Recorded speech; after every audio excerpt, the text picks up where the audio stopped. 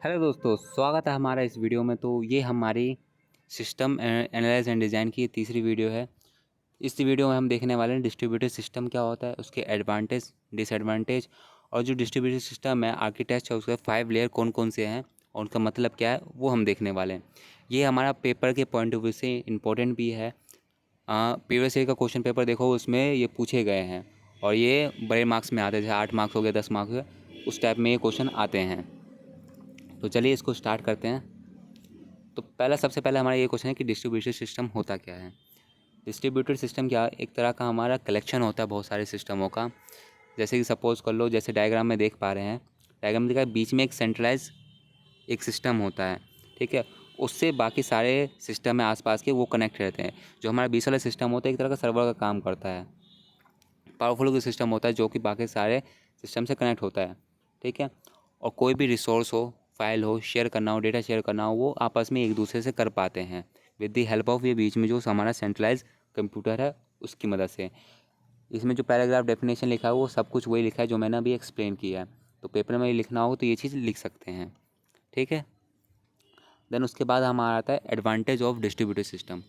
अब सारे सिस्टम एक एक दूसरे से कनेक्टेड है, वो भी हमारे जो बीच में सेंट्रलाइज सिस्टम है उससे कनेक्ट है।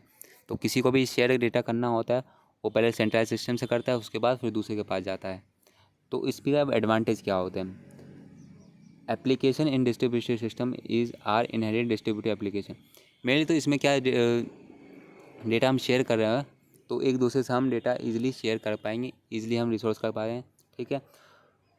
और 2-3 पॉइंट इसमें देखेंगे, जैसे कि अब हर एक के पास अपना है ना, एक अपना पर्सनल सिस्टम नहीं रखना होगा। जैसे कोई हमारा प्रिंटर हो गया, है ना, हमें प्रिंट निकालना है तो सबके पास हमें पर्सनल प्रिंटर देना पड़ेगा, है ना, इतने जितने भी सिस्टम होंगे। पर एक सेंट्रलाइज सिस्टम कर दिया तो उसमें क्या है, एक ही प्रिंटर में वो बाकी सारे भी कंप्यूटर उसको प्रिंटर को यूज़ कर पाएंगे, मतलब रिसोर्सेज यूज़ कर पाएंगे। इससे हमारा कॉस्ट बचेगा। देन हमारा ये देखिए, information distribution share the among the graphically distributed user, वही चीज़ इसमें बताया गया है। रिसोर्सेज शेयरिंग यही बताया गया, रिसोर्स शेयरिंग बताया। It has better price performance ratio and flexibility है। प्राइस के भी जो हमारा कॉस्ट एफिशिएंसी, कॉस्ट भी हमारा बताएगा, फ्लेक्सिबिलिटी भी इसमें लाएगा। It has a shorter response time and higher throughout, response जो टाइम होगा वो भी हमारा कम होगा इसमें, ठीक है। देन उसके बाद it has a higher reality and ability against the component failure.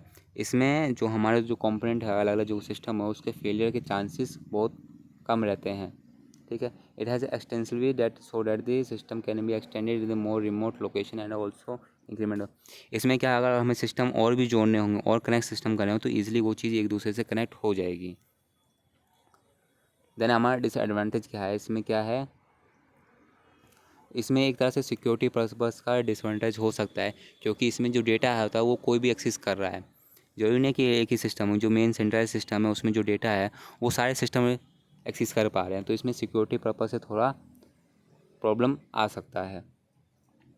Okay, network security में handle the data transfer, lack of the network that use the user face the problem. इसमें क्या कभी काल है ना, जो से रिसोर्स, जैसे एक सेंट्रल सिस्टम है उसमें क्या है, सारे डेटा हमारा उसी के पास है। अब वो एक ही टाइम पे 2-3 सिस्टम भी एक्सेस कर रहे हैं डेटा, तो मे भी हो सकता है कि प्रॉब्लम आ सकता है, इसमें लैक हो जाता है। कभी कभी प्रॉब्लम हो जाता है, वर्कलोड पड़ जाता है एक ही सिस्टम पे, तो ये प्रॉब्लम आ सकती है डिस्ट्रीब्यूटेड सिस्टम में, ठीक है। देन हमारा उसके बाद क्या है, अब अब बीच में सेंट्रलाइज सिस्टम है, उससे सारे सिस्टम कनेक्टेड है, तो एक तरह से ये कॉम्प्लेक्स हो जाती है उसको हैंडल करना। तो ये भी एक हमारा एक चैलेंज है, डिसएडवांटेज है कि थोड़ा जो हमारा सिस्टम नेटवर्क है वो कॉम्प्लेक्स हो जाता है, क्योंकि एक ही सिस्टम से सब चीज़ जुड़ा हुआ है।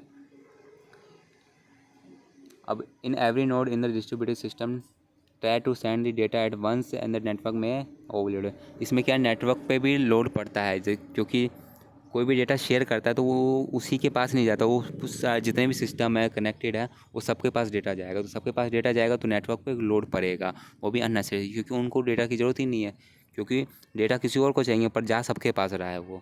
तो ये एक हमारा एडवांटेज है इसमें।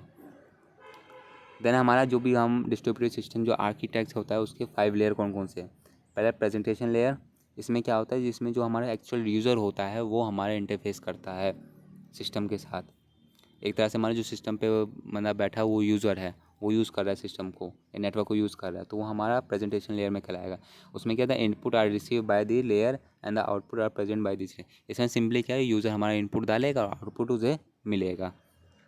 उसके बाद आता है प्रेजेंटेशन लॉजिक लेयर। इसमें क्या आता है, जो हम include processing required to establish user interface, example editing input data, formatting output data. इसमें क्या, जो हमारे इनपुट डालते हैं उसको प्रोसेस होता है, एक तरह से लॉजिकली काम होता है इस पर। जो हमने इनपुट डाला, जो हमें रिक्वायरमेंट चाहिए इन्फॉर्मेशन की, वो प्रोसेस होगा, उसके बाद आउटपुट हमें प्रोड्यूस किया जाएगा। उसके बाद है application logic layer, include all the logic and processing required to support the actual business application and rule, example calculation. इसमें क्या, एप्लीकेशन लॉजिक लेयर, इसमें जो भी हमारा एप्लीकेशन बना है उसका जो लॉजिक बना है वो उसमें प्रोसेस किया जाता है। फॉर एग्जांपल कैलकुलेटर का एग्जांपल है। कैलकुलेटर में क्या, हमें कुछ प्लस करना है, एडिशन करना है, मल्टीप्लिकेशन करना है, वो अंदर उसमें कैलकुलेशन होता रहेगा। जो भी हमारा लॉजिकल प्रोसेस हो वो अंदर में अपना होता रहेगा। कैलकुलेशन का प्रोसेस इसमें होता है एक तरह से, मान लो। नेक्स्ट है data manipulation layer, include all the command and logic required to store and retrieve the data to and from the database. Data manipulation में क्या होता है, इसमें जो भी हम कमांड डालते हैं, हमें कोई भी डेटा की रिक्वायर होती है जो कि डेटाबेस में है, वहाँ से डेटाबेस में से रिक्वेस्ट भेजता है कि हमें ये डेटा चाहिए, और डेटाबेस वहाँ से डेटा वापस रिटर्न करता है। तो ये हमारा डेटाबेस से डेटा स्टोर करना हो या डेटाबेस से डेटा लेना हो, वो हमारा डेटा मैनिपुलेशन लेयर में काम है। उसके बाद है data layer, it is actual store data in the database. Data layer इसमें क्या है, जहाँ हमारा डेटाबेस है उसमें जहाँ डेटा स्टोर होता है, वो हमारा लेयर किसमें आता है, डेटा लेयर में आता है। तो यही हमारे 5 लेयर थे डिस्ट्रीब्यूटेड सिस्टम के, ठीक है।